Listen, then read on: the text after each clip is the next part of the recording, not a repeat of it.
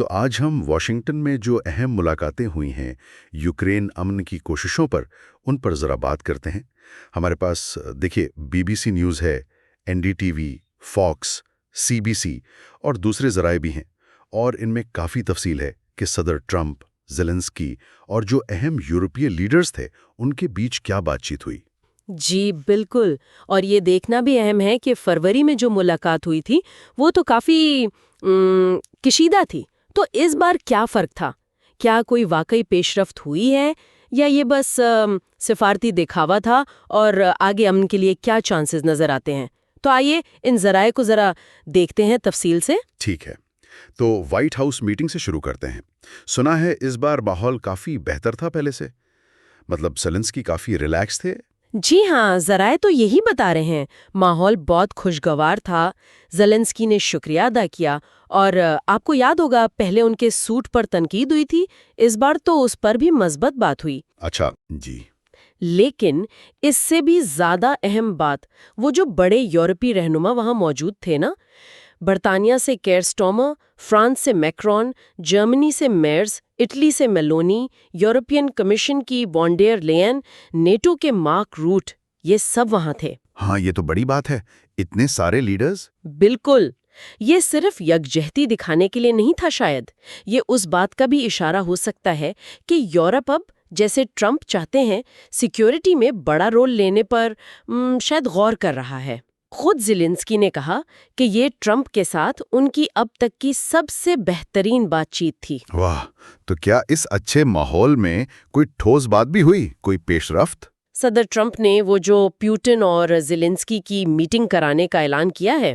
جی، Trump نے یہی کہا کہ وہ پہلے ان دونوں کی مطلب پیوٹن اور زیلنسکی کی ملاقات کروائیں گے، اور اس کے بعد پھر ایک صاف فریقی میٹنگ ہوگی جس میں وہ خود بھی شامل ہوں گے۔ اور سب سے آپ کہہ لیں دلچسپ بات جو ذرائع بتا رہے ہیں وہ یہ کہ ٹرمپ نے یورپی رہنماؤں کے ساتھ میٹنگ کے دوران ہی پیوٹن کو فون کیا۔ ایک منٹ، یا مطلب یورپی لیڈرز وہیں بیٹھے تھے اور انہوں نے پیوٹن کو فون کر دیا؟ یہ تو کافی ڈرامیٹک نہیں ہے؟ بالکل، یہ ٹرمپ کا اپنا انداز ہے۔ ہو سکتا ہے وہ یورپی رہنماؤں کو دکھانا چاہتے ہوں کہ دیکھیں میں معاملات آگے بڑھا رہا ہوں۔ ویسے کریملن نے فون کال کی تصدیق تو کی ہے، لیکن پیوٹن زیلنسکی ملاقات پر ابھی تک ہاں نہیں کی، صرف یہ کہا ہے کہ بات چیت میں نمائندگی کا لیول بڑھانے پر غور کر سکتے ہیں، تو ابھی کچھ پکا نہیں ہے۔ ٹھیک ہے، اور یوکرین کے لیے جو سب سے اہم چیز ہے ان کی سیکیورٹی مستقبل میں، اس کا کیا بنا، سیکیورٹی گارنٹی کا؟ جی، اس پر بات ہوئی ہے۔ ٹرمپ کا موقف یہ ہے کہ یہ گارنٹیز جو ہیں یہ بنیادی طور پر یورپی ممالک دیں گے۔ امریکہ ان کے بقول صرف کوارڈینیشن یعنی رابطہ کاری کرے گا۔ اچھا، کوارڈینیشن، اس کا مطلب کیا ہوگا عملی طور پر؟ یہی تو واضح نہیں ہے، کیا اس میں امریکی فوجی شامل ہوں گے یا نہیں؟ ٹرمپ نے اس امکان کو رد نہیں کیا، لیکن یہ سمجھنا ضروری ہے کہ اگر یورپ یہ گارنٹی دیتا ہے تو یہ امریکہ کی براہ راست گارنٹی سے مختلف چیز ہوگی، اور ظاہر ہے روس تو نیٹو سے جڑی کسی بھی فوجی موجودگی کا سخت مخالف ہے۔ ظاہر ہے، تو مطلب سب باتوں پر اتفاق تو نہیں ہوا ہوگا، کن چیزوں پر اختلاف رہا؟ دیکھیں، ایک بڑا اختلاف تو جنگ بندی یعنی سیز فائر پر تھا۔ ٹرمپ نے اس کی ضرورت کو ایک طرح سے کم اہم قرار دیا۔ وہ کہہ رہے تھے کہ وہ سیدھا امن معاہدے پر کام کرنا چاہتے ہیں، جبکہ یورپی رہنما خاص طور پر جرمنی اور فرانس وہ فوری جنگ بندی پر زور دے رہے تھے۔ تو یہ ایک بنیادی فرق ہے سوچ میں۔ اور وہ زمین والا معاملہ، ڈون باس، کریمیا، کیا اس کا ذکر ہوا؟ عوامی طور پر تو ٹرمپ اور زیلنسکی دونوں نے اس موضوع کو چھیڑنے سے گریز کیا۔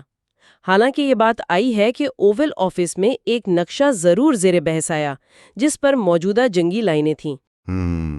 ٹرمپ پہلے اشارہ دے چکے ہیں کہ زمین کے بدلے امن ہو سکتا ہے، لیکن زیلنسکی نے تو صاف کہا ہے کہ وہ کوئی علاقائی رعایت نہیں دیں گے۔ تو یہ شاید سب سے مشکل مسئلہ ہے۔ ابھی شاید اس سے بچ کر نکل رہے ہیں، لیکن حل تو اسی کا نکالنا ہے۔ اس دوران کچھ اور بھی دلچسپ چیزیں ہوئیں۔ وہ ٹرمپ کا ہاٹ مائک والا کیا معاملہ تھا؟ ہاں، وہ ایک لمحے کے لیے ٹرمپ کی آواز مائک پر آ گئی۔ وہ کہہ رہے تھے کہ میرا خیال ہے پیوٹن میرے لیے ایک ڈیل کرنا چاہتا ہے۔ اچھا، جی، اور دوسری طرف زیلنسکی نے اپنا فاکس نیوز انٹرویو اچانک منسوخ کر دیا۔ اس کی وجہ واضح نہیں ہوئی، اور ایک انسانی پہلو بھی تھا۔ دونوں فرسٹ لیڈیز میلانیا ٹرمپ اور اولینا زیلنسکا، ان کے درمیان اغوا شدہ یوکرینی بچوں کے معاملے پر خطوط کا تبادلہ بھی ہوا۔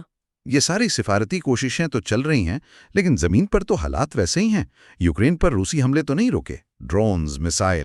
بالکل نہیں، یہی تو سب سے بڑا تضاد ہے۔ ایک طرف واشنگٹن میں بظاہر یہ اہم پیش رفت ہو رہی ہے، یورپی اتحاد نظر آ رہا ہے، امریکہ کی شمولیت ہے، یہ سب مثبت اشارے ہیں۔ لیکن دوسری طرف جو بنیادی مسائل ہیں، جنگ بندی کب اور کیسے، سیکیورٹی گارنٹی کی اصل شکل کیا ہوگی، علاقائی سالمیت کا کیا بنے گا، ان پر گہرے اختلافات ابھی بھی موجود ہیں۔ تو پھر آخر میں سوال یہی رہ جاتا ہے کہ کیا یہ جو سفارتی گہما گہمی ہے، یہ واقعی کسی ٹھوس نتیجے تک پہنچے گی؟ خاص طور پر جب مذاکرات کی میز پر جو باتیں ہو رہی ہیں اور میدان جنگ کی جو حقیقت ہے اس میں اتنا بڑا فرق نظر آ رہا ہے۔ اور شاید یہ بھی سوچنے کی بات ہے کہ جب مختلف فریق امن کا لفظ استعمال کرتے ہیں تو کیا ان سب کے ذہن میں اس کا مطلب بھی ایک ہی ہوتا ہے؟